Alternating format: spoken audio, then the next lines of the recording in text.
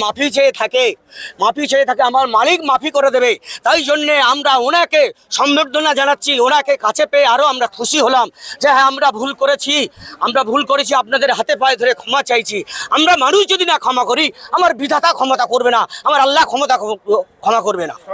যদি আপনাদের কাছে ক্ষমা চায়, আপনারা কি ক্ষমা করে দেবেন?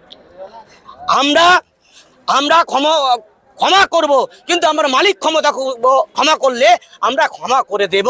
ওনার এখনো আমরা ফিরে আসতে চাইছি যে আপনি ফিরে আসুন, সভ্যতার সঙ্গে বাঁচুন, মানবতার সঙ্গে বাঁচুন, ইজ্জতের সঙ্গে বাঁচুন, ভদ্রতার সঙ্গে বাঁচুন।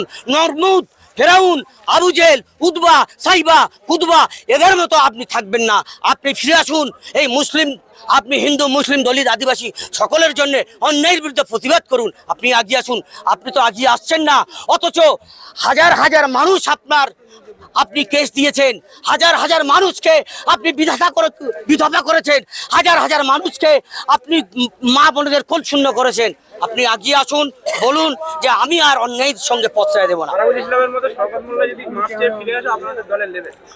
নিশ্চয়ই আমরা যদি আমার উপর মহলের নেতৃবৃন্দরা যদি ক্ষমা করে, আমরা অবশ্যই যাদের কাছে অন্যায় করেছে তাদের কাছে যদি ক্ষমা মাফি চায়, আমরা নিশ্চয়ই ক্ষমা করে দেব। আমার বিধাতা ক্ষমা করে দেবে। আরাবুল ইসলাম আজকের যে নমিনেশন ফাইল করছেন আইএসএফ এর হয়ে, কত গাড়ি এসেছে? কোন ভাই গাড়ি মিনিমাম তো 1015 এসছে। 15,000 গাড়ি? হ্যাঁ, 15,000 আর লাখো লাখো মানুষ এসছে, লাখো লাখো মানুষের জমায়েত। ক্যানিং এর চারদিকের আশেপাশে আপনারা দেখুন, ক্যানিং এর চারদিকে আশেপাশে দেখুন, লাখো লাখো মানুষ এসছে। আমরা শুনেছিলাম যে শওকত মোল্লার এরিয়া থেকে শওকত মোল্লাকে থেকে ভয় করে এবং শওকত মোল্লার এরিয়ায় মানুষ বাড়ায় না। আমরা এখন দেখছি হাজার হাজার মানুষ এসছে। কি বলবে সেই মানুষ? শওকত মোল্লা আগামী দিন রোজগার মানুষদের বুলডেজার দিয়ে তাদের ঘর ভেঙেছে। শওকত মোল্লা নিজে তার ছোট ভাইয়ের বুলডেজার দিয়ে ঘর ভেঙেছে। শওকত মোল্লা নিজের ছোট ভাইকে উনি ঠেকাতে পারছে না। এই কোটি কোটি মানুষের কি করে ঠেকাবে উনি? এই কোটি কোটি মানুষের কি করে জিম্মাদারি নেবে? 72টা থেকে 74টা প্রকল্প করেছে, আবার 10টা প্রকল্প তিনি বলছেন যে এগুলো মানুষের কল্যাণের জন্য করেছে। তাহলে আপনাদের আসবে কেন মানুষ? মমতা ব্যানার্জি যেগুলো প্রতিশ্রুতি দিয়েছে সেগুলো হয়নি। আজকের চাকরি চোর, স্বাস্থ্য চোর। হসপিটালে গেলে আজকের মানুষ অক্সিজেন পাচ্ছে না, হসপিটালে গেলে মানুষ অক্সিজেন পাচ্ছে না, হসপিটালে গেলে মানুষ ওষুধ পাচ্ছে না।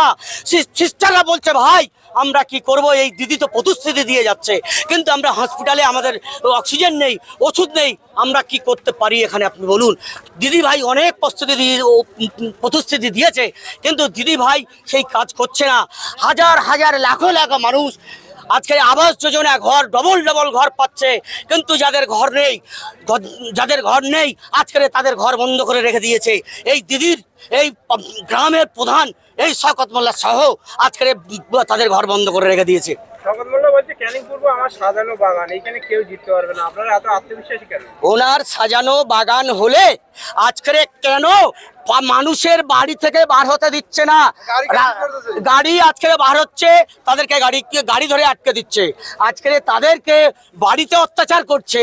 শওকত মোল্লা যদি এত ভদ্র নর্ম হবে, উনি নিজে কেন সাহসী যোগাচ্ছে না যে আমি একজন ভালো নিরীহ ভদ্র মানুষ, আমি মানুষকে সম্মান করি, মানুষ নিশ্চয়ই আমার সম্মান করবে, বিধাতা আমার সম্মান করবে, মালিক আমার সম্মান করবে।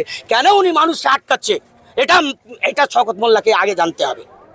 তাহলে আপনাদের যে জিতলে, আপনারা ক্যানিং পূর্বে আপনারা কত ভোটে জিততে পারেন? আমরা নিশ্চয়ই আশাবাদী। মানুষ যদি জাগে, মানুষ যদি ব্যথা বেদনা নিয়ে যদি মানুষ এগিয়ে যায়, আমরা 100-এ 100 বলতে পারবো না।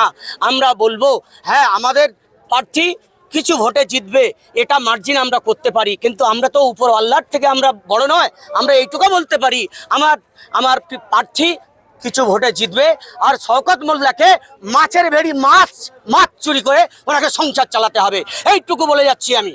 ক্যানিং পূর্বে সবসময় আমরা বিগত দিনে দেখেছি ক্যানিং পূর্বের ইতিহাস, শাসক দলের বিরুদ্ধে কেউ কোনোদিন ভোট করেনি। আপনারা এত আত্মবিশ্বাস হচ্ছেন কেন যে শাসক দলের বিরুদ্ধে আপনাদের ভোট করেন? 2011 সাল থেকে এই শওকত মোল্লা নারায়ণপুর অঞ্চল 2011 সাল থেকে এই শওকত মোল্লা 2011 সাল থেকে বুলডেজার চালাচ্ছে। মানুষ অতিষ্ঠ হয়ে গেছে, মানুষ আফসোসী হয়ে কাঁদছে, মানুষ বাইরে বার হতে পারছে না, অন্যায়ের বিরুদ্ধে প্রতিবাদ করতে পারছে না। আজকের শওকত মোল্লার বিরুদ্ধে মানুষ আজকে দাঁড়িয়ে গেছে। মানুষ আরো জনজুয়ার হবে। মানুষের বুকের যন্ত্রণা বেড়ে বেড়ে এখন হার্টের অবস্থা খুবই খারাপ হয়ে গেছে, আর মানুষ ঘরে বসে থাকতে পারছে না। এই জনজুয়ার আরো আরো হবে। আর এই দিদিমুদির সরকার যেভাবে মানুষের বিভ্রান্তি করছে, এই বিভ্রান্তি থেকে মানুষ অতিষ্ঠ হয়ে যাচ্ছে, আর মানুষ ঘরে বসে থাকবে না। এবার মানুষ বার হবে, মানুষ বার হবে।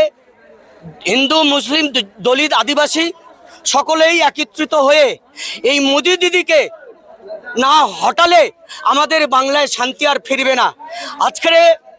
আজকের দিদি বলেছিলেন যে এসআইআর যদি হয় আমার বুকের ওপর থেকে হয়ে যাবে। আজকের কোনো কথা নেই সেই দিদির। আজকের অভিষেক বন্দ্যোপাধ্যায় দিদি বলছে যে তোমরা চাকরি তো করোনি, এবার তো চাকরি তো পাওনি, এবার তোমরা ঘুগনি মুড়ি বিক্রি করে তোমাদের সংসার নির্ভর করো। আজকের দিদিমণি যদি বলতে পারেন যে অভিষেক বাবু তুমি এইবার মুড়ি ঘুগনি বিক্রি করো, তোমার আর চাকরি নেই। এই অসভ্যতা সরকার, এই অসভ্য নির্লজ্জ সরকার এই পশ্চিম বাংলা থেকে আমরা উৎখাত করতে চাই। আর মানুষ জনজীবন হচ্ছে হিন্দু মুসলিম দলিত আদিবাসী সহ মানুষ এদের আর রাখতে চাইছে না। এদের জ্বালা যন্ত্রণা আর মানুষ সহ্য করতে পারছে না। আজকের মানুষ মাদ্রাসায় বলছে কুকুরের খাওয়া দেওয়া হবে, কিন্তু মাদ্রাসার শিক্ষকদের খাওয়া দেওয়া হবে না। এই বিধায়ক ক্যানিংপুরের বিধায়ক শওকত মোল্লা তিনি বলেছেন 34 জায়গায় প্রার্থী দিয়েছে, আইএসএফ এক জায়গায় জিতলে আমার নামে কুকুর পুষবে। এই বিষয়ে আপনি কি বলবেন? আচ্ছা, উনি যদি 100% যদি বলে হ্যাঁ আমি টিএমসি জিতে যাব, তাহলে উনি স্বয়ং বিধাতা আমাদের মহান সৃষ্টিকর্তা যিনি নিয়ে এসছে তার উপরে উনি কি হতে পারে কোনো দিন? ওনাকে বলতে হবে 100% আমার কম আছে, তবে আমি জিততে পারি। সে কথা উনি বলছে না, উনি নিজেকে খোদাই দাবি করছে। আগামী দিন মানুষ ওনাকে জবাব দেবে। উনি বলছে যে আইএসএফ 34 জায়গায় প্রার্থী দিয়েছে, এক জায়গায় জিততে পারবে না, জিতলে আমার নামে কুকুর পুষবে। কি বলবেন?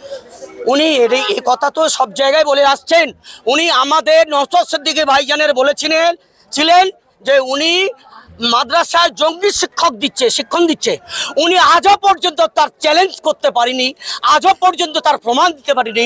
উনি অনেক কথা বলবে, কিন্তু উনি বুঝতে পারছে না যে আমি স্বয়ং সৃষ্টিকর্তার উপরে আমি চলে যাচ্ছি। আরাবুল ইসলাম আপনাদের নওশাদ সিদ্দিকী দলের চেয়ারম্যান, আইএসএফের চেয়ারম্যান। মানুষ দম নিতে যাচ্ছে, ভাতা নয় ভাত চাই, ভাতা নয় কাজ চাই। সব আমরা বামপন্থীরা আন্দোলন করছি, সব হাতে কাজ চাই, সব হাতে পেটে ভাত চাই। এই নিয়ে আমাদের আন্দোলন। আমরা গরিব মেহনতি মানুষের যে ধোকা, এই রাজ্য সরকার যে ধোকা দিয়েছে, সে ধোকা দিতে চায়নি। বা বিগত 34 বছরের বাম সরকার গরিবের পাশে ছিল, এখনও আছে। অন্যায় হলে রাস্তা দাঁড়িয়ে আমরা প্রতিবাদ করি এবং প্রতিকার করি। একটা জিনিস, সব থেকে বড় জিনিস হলো এটাই, আজকে পশ্চিমবাংলায় এসআইআর ডেকে আনলো কে? একদিন রাজ্যের মাননীয় মুখ্যমন্ত্রী বলেছিলেন যে গরু দুধ দেয় তার লাথি খেতে ভালো লাগে। আজকে সেই গরুদের কিভাবে লাথি মেরে তাড়ানো হচ্ছে সন্ত্রাসবাদ বলে, এটাই রাজ্যের মানুষ দেখুক। এসআইআর সম্পূর্ণ প্রতিক্রিয়া রাজ্যের মুখ্যমন্ত্রীর, শুধু বিজেপির উপর ঢাল চাপিয়ে উনি প্রচার করার চেষ্টা করছে একমাত্র।